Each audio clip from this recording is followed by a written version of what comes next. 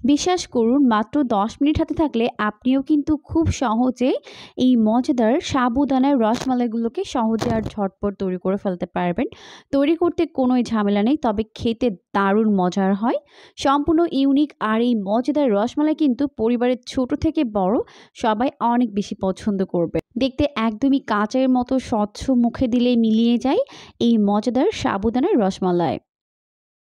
সাবুদানার রসমালাই তৈরি করার জন্য প্রথমে আমি এখানে নিয়ে নিব হাফ কাপ পরিমাণ সাবুদানা। আপনারা এখানে ছোট বড় যে কোনো দানার সাবুদানা ব্যবহার করতে পারবেন।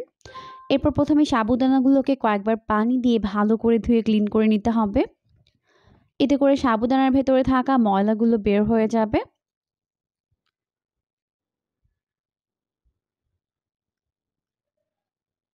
তো ভালো করে কয়েকবার ধুয়ে নেওয়ার পর এখন আমি এই সাবুদানাগুলোকে ১ কাপ পরিমাণ পানির মধ্যে ভিজিয়ে রেখে দিব প্রায় ১০ মিনিটের মতো।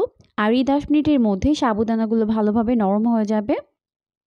তো ফিরে এলাম ১০ মিনিট পর। এখন দেখতেই পাচ্ছেন এগুলো কিন্তু ভালোভাবে নরম হয়ে গেছে। তো এখন হাত দিয়ে এরকম করে সফট করে মেখে নিতে হবে। তো মেখে নেওয়ার পর আমি এখানে একটি বোলের মধ্যে এগুলোকে নিয়ে নিয়েছি। এখন এখান থেকে অল্প অল্প করে মিশ্রণ নিয়ে এরকম হাতের মধ্যে নিয়ে গোলাকার শেপ দিয়ে নিতে হবে।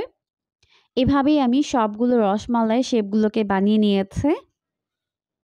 এখন চলে এসেছি রসমালাইয়ের জন্য মালাই তৈরি করতে। তাই চুলায় একটি প্যান বসিয়ে এর মধ্যে দিয়ে দিব 1/2 লিটার পরিমাণ লিকুইড দুধ। আপনারা কিন্তু চাইলে এখানে গুঁড়া দুধ ব্যবহার করতে পারবেন। তো এখন দুধটিকে 2 মিনিটের মতো জাল করে নেওয়ার পর দিয়ে দিব 1/2 কাপ পরিমাণ চিনি। আর এই চিনিতে কিন্তু একদম পারফেক্ট মিষ্টি হবে। তো এখন আমি এটাকে ভালো করে মিশিয়ে নিলাম। আর মিশিয়ে নেওয়ার এই পর্যায়ের মধ্যে দিয়ে দিলাম 3টি এলাচ। আর এখানে খুবই সামান্য পরিমাণে লবণ দিয়ে দিয়েছি। যারা মিষ্টি খাবারে লবণ দিতে পছন্দ করেন তারা দিবেন, আর না চাইলে বাদ দিতে পারবেন।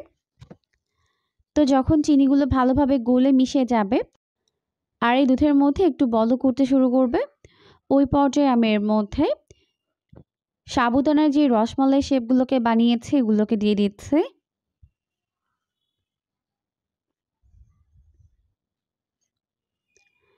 তো সবগুলো শেপ দেওয়ার পর এখন চুলার আঁচটিকে হাই ফ্লেমে রেখে এটাকে জাল করে নিতে হবে। তো সাবুদানার শেপগুলোকে দেওয়ার পর এখন ঢাকা দিয়ে ঢেকে আমি ঘড়ি ধরে এটাকে হাই ফ্লেমে 5 মিনিটের মতো জাল করে নেব। আর হাই ফ্লেমে জাল করার ফলে কিন্তু এটা উপচে পড়ে যেতে চাইবে, তাই এভাবে ঢাকনা সরিয়ে দিতে হবে। এরপর আবারও ঢেকে দিতে হবে। এভাবে এটাকে 5 থেকে 7 মিনিটের মতো জাল করে নিতে হবে। তো এরই মাঝে কিন্তু সাবুদানার এই রসমালাই শেপগুলো ভালোভাবে সিদ্ধ হয়ে যাবে। এখন দেখতেই পাচ্ছেন এটার যে সাদা রং ছিল সেটা কিন্তু চেঞ্জ হয়ে অনেকটা এরকম কাচের মতো স্বচ্ছ আকার ধারণ করেছে, দেখতেই পাচ্ছেন। তো এখন আমি এটাকে আরও প্রায় 3 থেকে 4 মিনিটের মতো জাল করে নিব। এতে করে এই মালাইটা একটু ঘন হয়ে যাবে। আর রসমালাইয়ের মালাইগুলো কিন্তু একটু ঘন হলে খেতে ভালো লাগে। আর এই সাবুদানার এই রসমালাইগুলো কিন্তু অনেক বেশি সফট আর তুলতুলে নরম হয়েছে। মুখে দেওয়ার সাথে সাথে মিলিয়ে যাবে। এই পর্যায়ে একটি রসমালাই আমি আপনাদের সাথে কেটে শেয়ার করছি, দেখতেই পাচ্ছেন কত বেশি সফট আর তুলতুলে নরম হয়েছে। খেতেও কিন্তু হচ্ছে দারুণ মজার।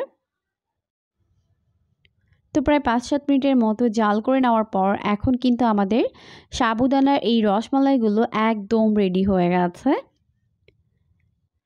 এখন আমি এগুলোকে একটি বোলের মধ্যে উঠিয়ে নিব। তো উঠিয়ে নিচ্ছে আমি এগুলোকে এখন।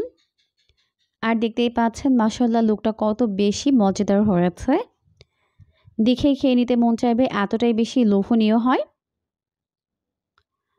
তো সবগুলোকে উঠিয়ে নেওয়ার পর এখন উপর থেকে এরকম করে বাদাম কুচি দিয়ে সাজিয়ে নিচ্ছে। এটা অপশনাল, আপনাদের পছন্দ মতো বাদাম বা কিশমিশ দিয়ে সাজিয়ে নিতে পারবেন, বা না চাইলে এভাবেও খেতে পারবেন। এটা কিন্তু এভাবেও খেতে দারুণ মজার হয়। তো আশা করছি আমার আজকের রেসিপিটি আপনাদের কাছে বরাবরের মতোই ভালো লেগেছে।